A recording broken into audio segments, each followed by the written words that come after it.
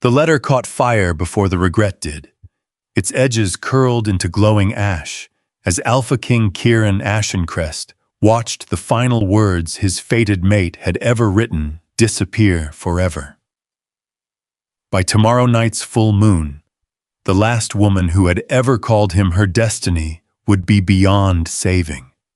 If no one answered her final request before then, a secret carried for 9 years would vanish with her forever. Before the story continues, please take a moment to like this video, subscribe to the channel, and tell us in the comments where you are listening from. Your support helps bring more unforgettable werewolf romance stories to listeners around the world. Kieran let the last ember fall into the palace fireplace. "It ends here," he whispered. "No more memories, no more guilt, no more moon goddess." A sharp knock shattered the silence. The palace doors swung open.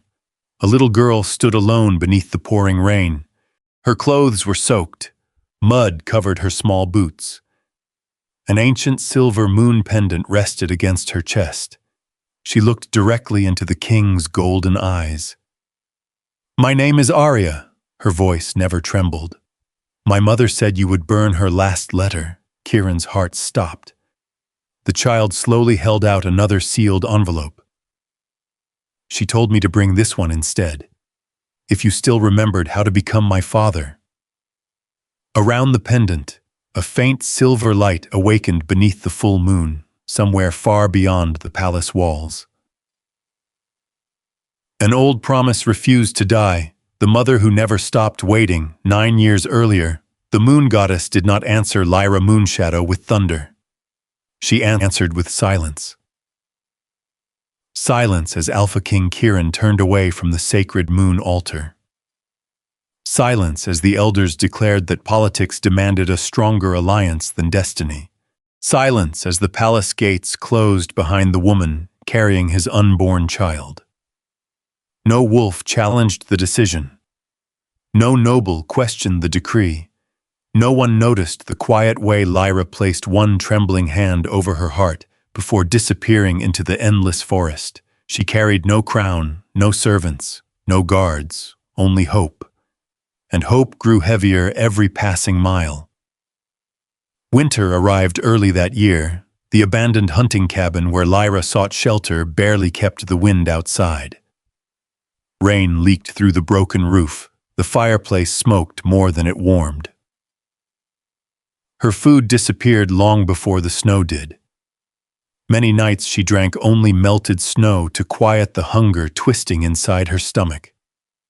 Still, she smiled whenever she felt the tiny heartbeat beneath her own. "You are loved," she whispered every evening.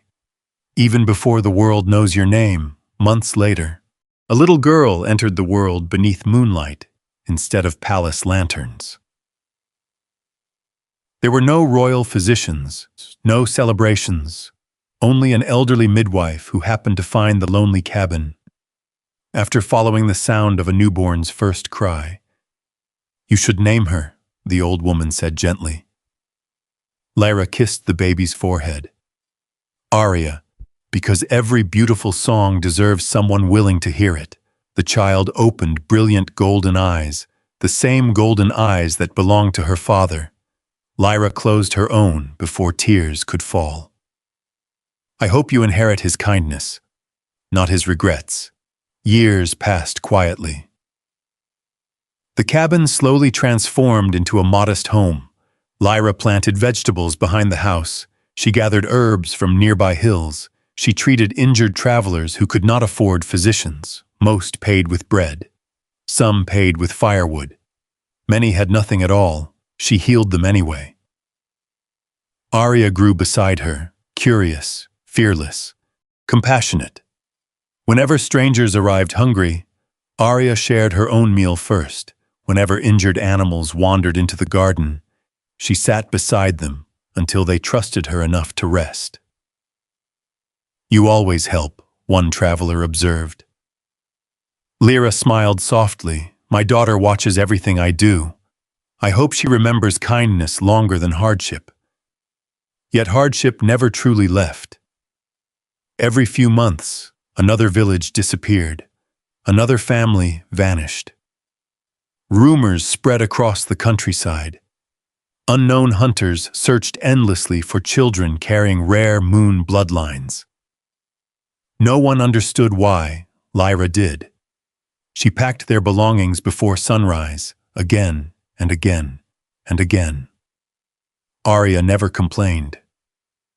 "Are we moving because someone needs our house?" she once asked. Lyra forced herself to smile.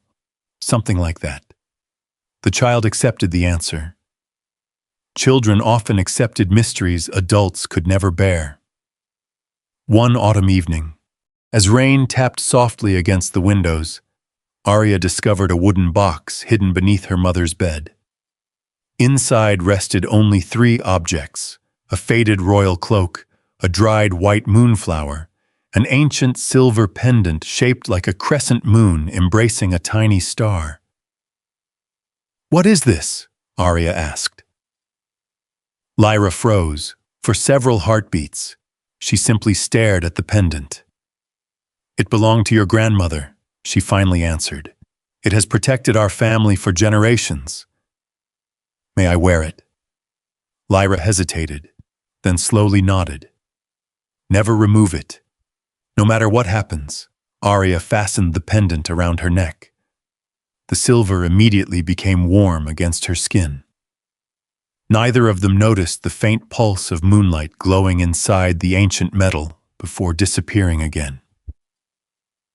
Far away, deep beneath the oldest temple in the kingdom, a forgotten moon shrine answered with a single flicker of silver light. No priest saw it. No elder recorded it. Only the moon goddess remained watching. Winter returned. Lyra's strength slowly faded. The endless years of sacrifice had taken their quiet toll. She coughed more often, she slept less. Still, she continued gathering herbs each morning. Continued helping strangers, continued smiling for Arya. One snowy afternoon, an exhausted merchant collapsed outside their cottage. Lyra carried him inside despite her own weakness. After treating his wounds, the grateful man noticed an old sketch hanging beside the fireplace. It showed a younger Lyra standing beneath the moon altar. Beside her, the outline of a man had been carefully cut away. "You loved someone," the merchant said quietly. Lyra looked at the empty space within the drawing. "I still do." "Will he ever return?" She smiled sadly. "I stopped waiting for him years ago." The merchant looked surprised.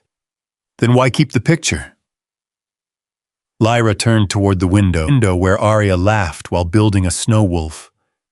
"Because our daughter deserves to know that love can survive even when people fail." That night, after Arya fell asleep, Lyra sat alone beneath the full moon. She wrote one final letter. Not asking for forgiveness, not asking to be rescued, only asking one impossible thing. If fate ever placed their daughter before Kieran, she hoped he would become the father the child deserved, not the king the kingdom demanded. She folded the letter carefully, then sealed it with white wax bearing the ancient symbol of the moon goddess. She placed it inside a small leather pouch beside the silver pendant. "If the time ever comes," she whispered, "you will know where to go, outside." A lone black wolf watched silently from the edge of the forest. Not a hunter, not an enemy, a scout serving King Darius Bloodfang. He had finally found the child carrying the legendary moon bloodline. He disappeared into the darkness without making a sound. The hunt had begun. The scent of a family were broken. The journey began before sunrise. Kieran left the palace without banners, without royal escorts, without ceremony. Only 3 wolves accompanied him, his oldest Beta, his royal healer, and the little girl who had quietly overturned his entire world. Arya sat confidently atop a gray mare far too large for her. The ancient moon pendant rested against her chest, glowing faintly whenever moonlight slipped through the morning clouds. Neither of them spoke for nearly an hour. The silence was not uncomfortable. It was unfamiliar. Finally, Arya looked toward him. "You really burned it." Kieran tightened the reins. "Yes. My mother's last letter." "Yes." The little girl nodded slowly. "I thought you would." He looked at her. "You did?" "My mother always said people burn the things they are afraid to read." Her words landed harder than any blade. Kieran found no answer. The forest slowly thickened around them. Ancient white pines blocked the sun. Silver mist drifted between the trees. Birdsong faded. Even the wolves traveling with them lowered their ears. The royal healer frowned. "This forest feels awake," Arya smiled. "It remembers my mother." No one questioned her. For some reason, the statement felt true. Hours later, they reached a forgotten stone bridge crossing a narrow river. Fresh footprints covered the muddy bank. Tiny footprints, one set, alongside them. Much larger tracks. Wolf hunters. Beta Rowan knelt. "They are less than an hour ahead." Kieran's expression hardened. "Found her." Arya quietly shook her head. "No." "They almost found her." Everyone looked toward the child. "My mother never sleeps in the same place twice. She says the moon keeps moving. So we should too." Pride and heartbreak collided inside Kieran's chest. She had spent 9 years teaching their daughter how to survive, not how to dream. The realization hollowed him. They continued north. The deeper they traveled, the stronger a strange fragrance became. Wild moonflowers, fresh rain, silver cedar, a scent Kieran had once believed he would never breathe again.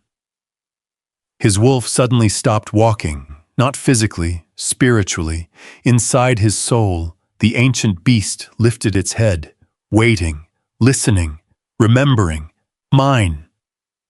The word echoed through every heartbeat. Kieran gripped the saddle. Electric warmth rushed through his veins. His breathing became uneven. The royal healer immediately noticed. "Your Majesty?" Kieran barely heard him. The scent grew stronger, closer. Every instinct inside him awakened at once.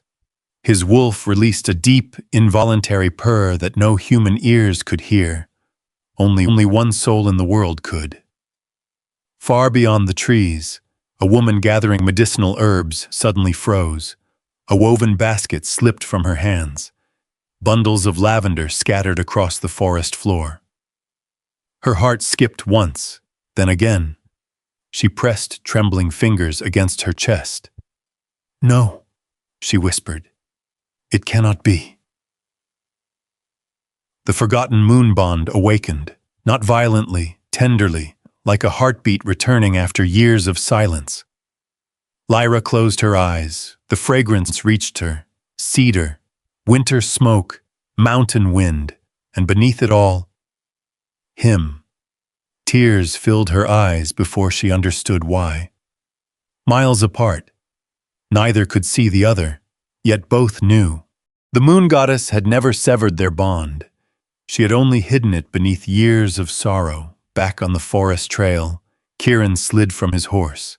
"I have to walk," no one argued. His feet moved before reason could. Every step pulled him toward something older than memory. Arya watched quietly. A small smile appeared. "You can smell her now." Kieran stopped. "You knew?" "My whole life," the little girl answered. "Whenever Mother looked at the full moon, she smiled exactly the way you're smiling now." He hadn't realized he was smiling. Ahead, the forest opened into a peaceful meadow surrounded by white birch trees. At its center stood a small stone cottage covered with climbing roses. Smoke drifted gently from the chimney. A garden overflowed with healing herbs. Everything looked peaceful, ordinary, beautiful. Kieran took one step into the meadow, then another. The scent overwhelmed him. Every nerve inside his body ignited. Silver light flickered beneath the moon pendant around Arya's neck. The air shimmered. Invisible strands of moonlight stretched between father, mother, and daughter. The cottage door slowly opened. Lyra stepped outside carrying a bundle of fresh herbs. She wore the same simple gray cloak, the same quiet kindness. Only now, her face looked thinner, more fragile. Years of sacrifice had carved silent sorrow into her gentle smile. She looked toward this meadow, toward Kieran. The herbs slipped from her hands. Neither moved, neither spoke. Time itself seemed to stop. A single breeze carried moonflower petals between them. Then, their eyes met. The ancient mate bond exploded awake. Silver light surged around them. Kieran staggered forward as warmth flooded every part of his soul. His wolf released a joyful, primal purr. The sound resonated through the forest. Lyra answered with the same instinctive melody, not spoken, felt, recognized. "Home!" Kieran's voice broke. "Lyra!" She smiled through tears. "You remembered." "No," he whispered. "I never truly forgot." Arya quietly stepped between them. She took her mother's hand, then her father's. The pendant blazed with brilliant silver light. Its ancient seal cracked open. Inside rested a tiny crystal drop, glowing like liquid moonlight. The old royal healer gasped. The first moon blessing. It was hidden inside the pendant all along, before anyone could speak again. A black arrow struck the cottage door. Another embedded itself beside the garden. A third landed at Kieran's feet. Beta Rowan turned instantly. "Enemies!" The surrounding forest erupted with movement. Dozens of armored hunters emerged from the trees. At their center rode General Voran Blackclaw.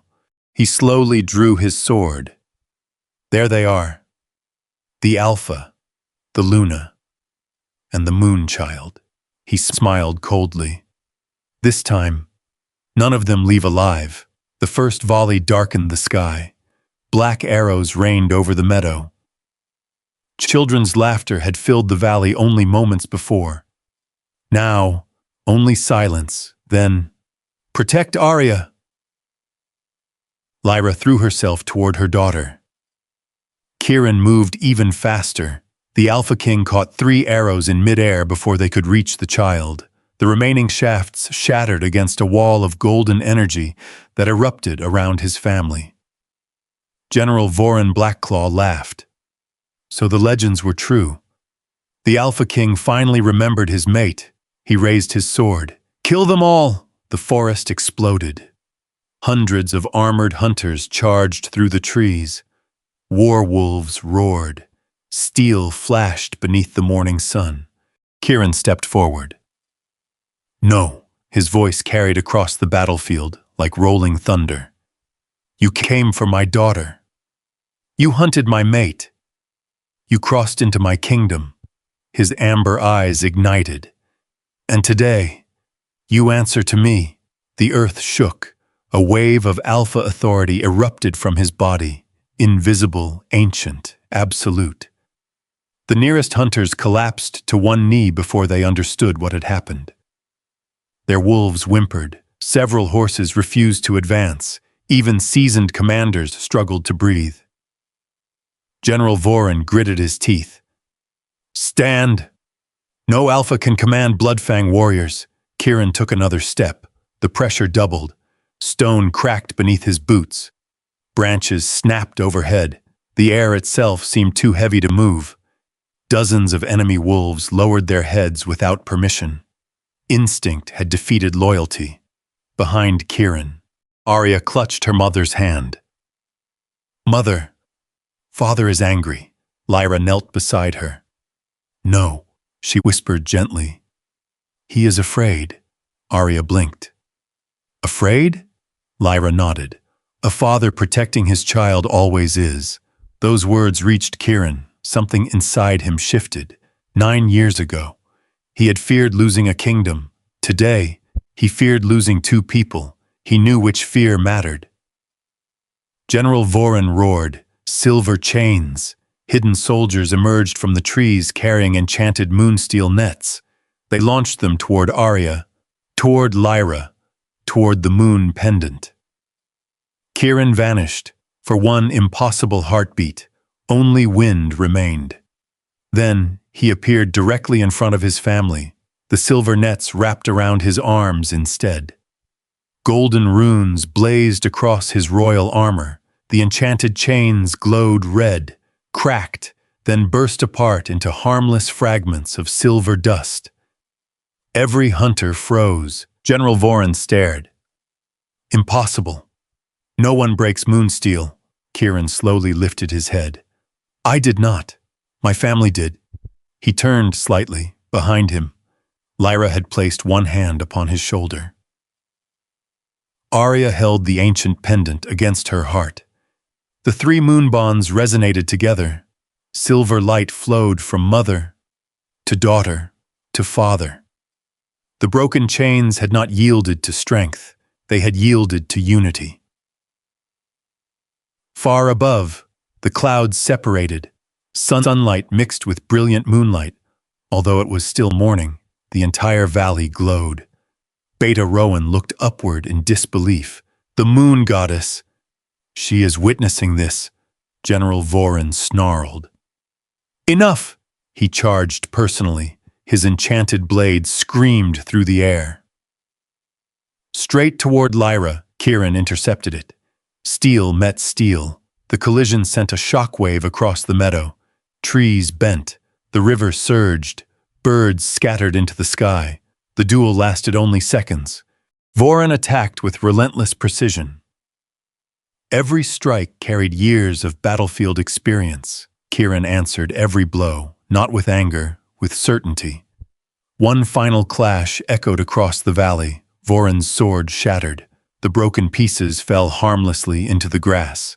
The general stumbled backward, disarmed, defeated, before he could retreat. A second voice echoed from the forest. Step aside. Everyone turned. Duchess Selene Voss emerged surrounded by royal nobles wearing the colors of Kieran's own court. Their betrayal stunned even the loyal guards. Selene smiled elegantly. My king. You always were too sentimental. She looked toward Lyra. You should have remained a memory. Then toward Arya. The child carries the first moon bloodline. Give her to us, and your kingdom survives. Silence. Kieran slowly looked toward his daughter. Arya stood trembling, not because she feared death, because she feared losing her parents before she truly knew them. He remembered another child, a child he had never held, a daughter who had grown up believing stories instead of knowing her father. Never again. Kieran drew one slow breath, then released the full power sleeping inside his blood. Golden light erupted from the ground. The mountain trembled. A colossal spectral wolf rose behind the Alpha King. Its silver eyes shone brighter than the moon itself. Its fur seemed woven from stars. Its presence filled the entire valley. No roar, no attack, only overwhelming majesty. Every wolf, friend and enemy alike, instinctively bowed.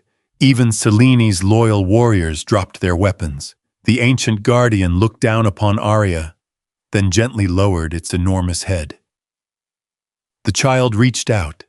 Tiny fingers touched its glowing muzzle. The great wolf closed its eyes peacefully. The valley understood. The moon goddess had accepted her.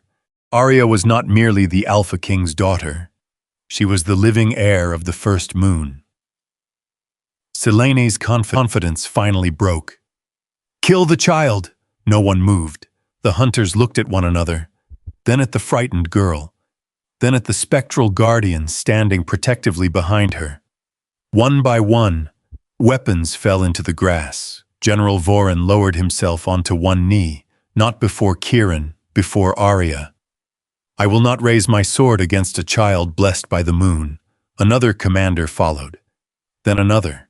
Within moments, the entire enemy line had surrendered. Selene stood alone. No, this cannot happen. You were supposed to fear me. Lyra stepped forward. Her simple gray cloak fluttered gently in the morning breeze. I feared you for many years, she said softly. But fear ended the day our daughter chose courage. Royal guards surrounded Selene without resistance. She offered none. Her ambition had lost to something she had never understood. A family reunited.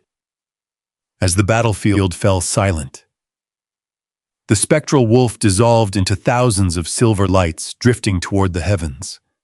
Kieran turned immediately, not toward the defeated enemy, toward Lyra and Arya. He embraced them both, not as a king claiming victory, as a husband and father finally finding home. Far beyond the valley, King Darius Bloodfang stood atop the walls of his distant fortress, watching the silver light illuminate the horizon. He frowned. So, the prophecy has awakened. He slowly placed his crown upon his head. Prepare the royal council. If the first moon heir now stands beside the Alpha King, then every kingdom will soon choose a side. The battle for one family had ended. The battle for every kingdom had just begun.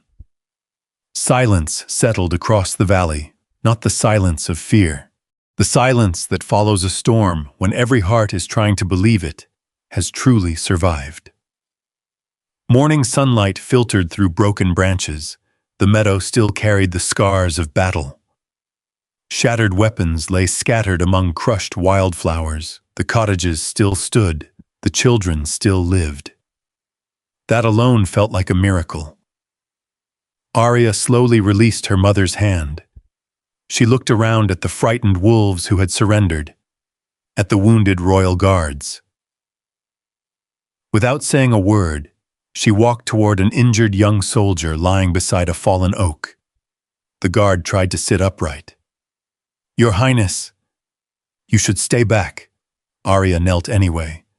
You are hurt. It will heal. He forced a smile.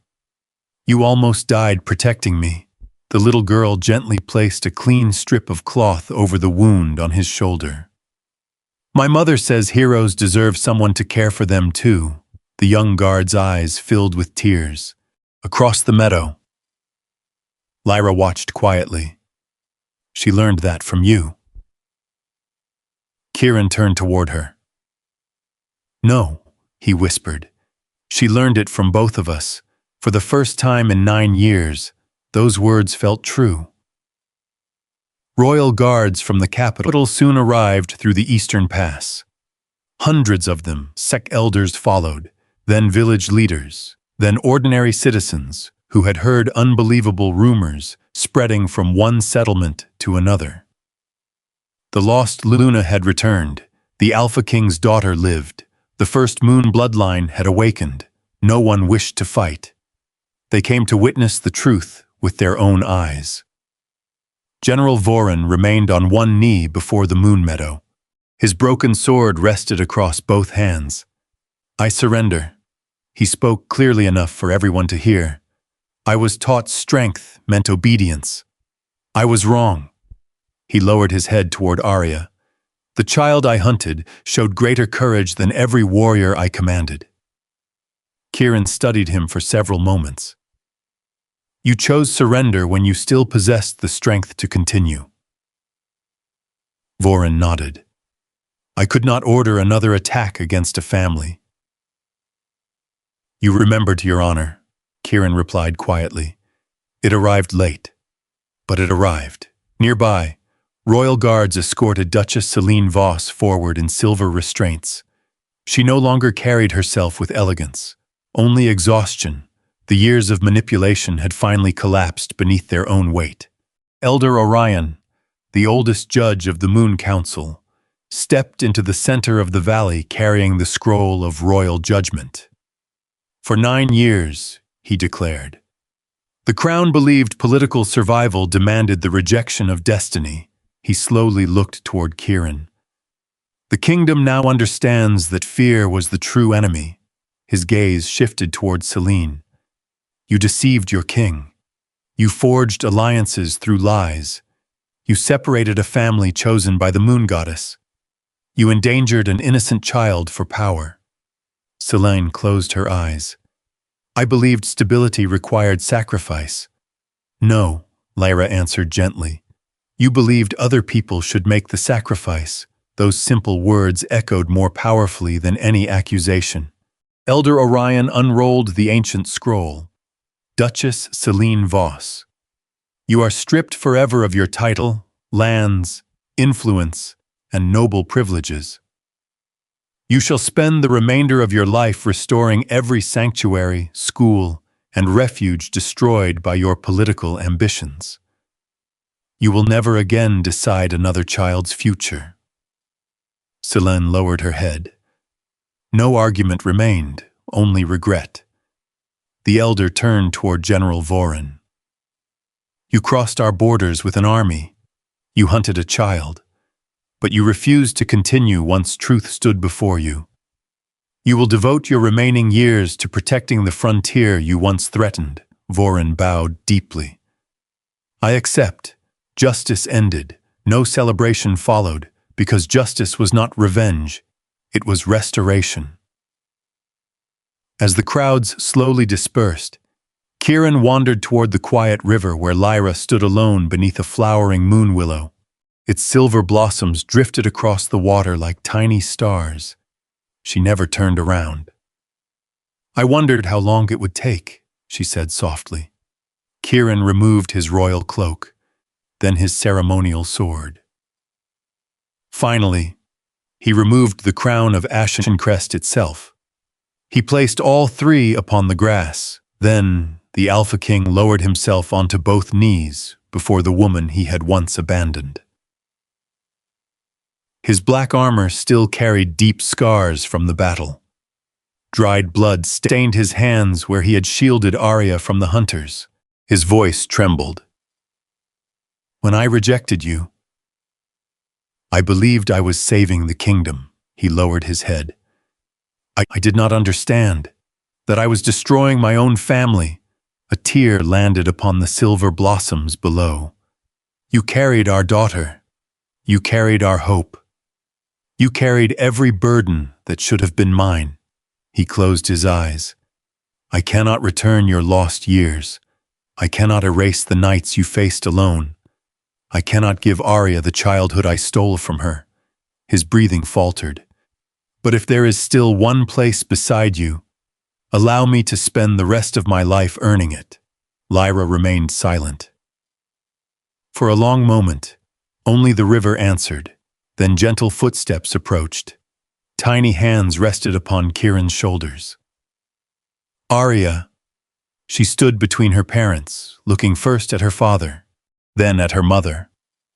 My mother always told me that brave people say they are sorry. She smiled through tears. And kind people give them a chance to become better. She reached for Lyra's hand, then for Kieran's. Slowly, she brought them together. Neither resisted. The moment their hands touched, the ancient moon pendant around Arya's neck released its final blessing. Silver light flowed through the family, not blinding, not violent, warm, gentle. The moon bond became whole again. Lyra lifted Kieran to his feet. You cannot change yesterday, she whispered, but you are here today. That is where our daughter needs you. Kieran's tears finally fell freely. He embraced them both, not as a ruler claiming victory, not as an alpha proving strength, as a husband who had been forgiven, as a father who had finally come home. Above them, the full moon emerged from behind the clouds for the first time in many years. Its light shone upon an unbroken family. 7 days later, the kingdom of Ashencrest awakened beneath the brightest full moon in a generation. The palace bells rang across every village, not as a warning, as a welcome. For the first time in 9 years, every pack gathered before the Moon Palace for a single purpose: to welcome home the Luna they had believed was lost forever. The great courtyard overflowed with wolves from every territory. Farmers stood beside nobles, warriors stood beside healers, children laughed freely through the marble gardens. No one came to witness the return of power. They came to celebrate the return of hope. Arya stood between her parents, wearing a simple white dress instead of royal silk. The ancient Moon Pendant rested quietly against her heart. Its silver glow had become soft, peaceful, its purpose fulfilled. Inside the hall of the first moon, Elder Orion carried the crown of the eternal Luna. Forged from white silver and moon crystal centuries earlier, it had remained untouched since the day Lyra disappeared from history. He stopped before her. For 9 long years, the kingdom believed this crown had no queen. He smiled warmly. The moon goddess never abandoned her chosen Luna. She simply protected her until compassion returned to the throne. With great reverence, he placed the crown upon Lyra's head, the instant the silver touched her hair. Moonlight poured through the crystal ceiling. The moon mark upon her wrist shone brilliantly. Warm silver light surrounded her. The years of exhaustion slowly faded from her face. The lingering weakness left her body, not because the past had been erased, but because it no longer held power over her. A peaceful silence filled the hall. Then every alpha, every Luna, every elder, every royal guard knelt, not before a ruler, before a woman who had chosen love over revenge. Kieran stepped forward. He did not stand ahead of Lyra. He stood beside her. "My queen, you protected our daughter. You protected our future. And when I failed to protect you, you still found the strength to forgive." Lyra gently took his hand. "We both learned," she answered softly. "The moon goddess never asks us to be perfect, only willing to choose love again." Thunderous applause echoed throughout the palace. Elder Orion raised one final royal scroll, by decree of the Moon Council. Arya Ashencrest is recognized as the first Moon Princess and lawful heir to the Kingdom of Ashencrest. The courtyard erupted with joyful celebration. Arya looked around in astonishment, then quietly shook her head. "I only want one thing," the elder smiled. "What is that, princess?" Looked toward the orphan children gathered near the palace gates. "I want every child who has no family to always have one." The entire courtyard fell silent. Kieran smiled with quiet pride. "So it shall be." Before the sun set that evening, the crown announced the creation of Moonhaven, a royal sanctuary where abandoned wolf children from every kingdom would receive food, education, protection, and a permanent home.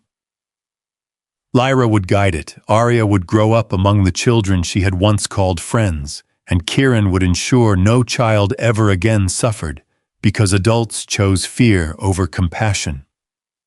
As darkness settled across the kingdom, the royal family stood together beneath the full moon. No walls separated them. No lies remained between them. Only trust. Only forgiveness. Only home. Far beyond the palace, Duchess Selene and the remaining conspirators began rebuilding villages, schools, and orphan sanctuaries destroyed by their own ambition. Every sunrise reminded them that true justice restores more lives than it punishes. If you were Lyra, could you have forgiven the Alpha King after 9 years of heartbreak? Or would some wounds have remained too deep to heal? Share your thoughts in the comments below. If this story touched your heart, please like, share, and subscribe for more unforgettable werewolf romance stories filled with destiny, redemption, family, and the enduring light of the moon goddess.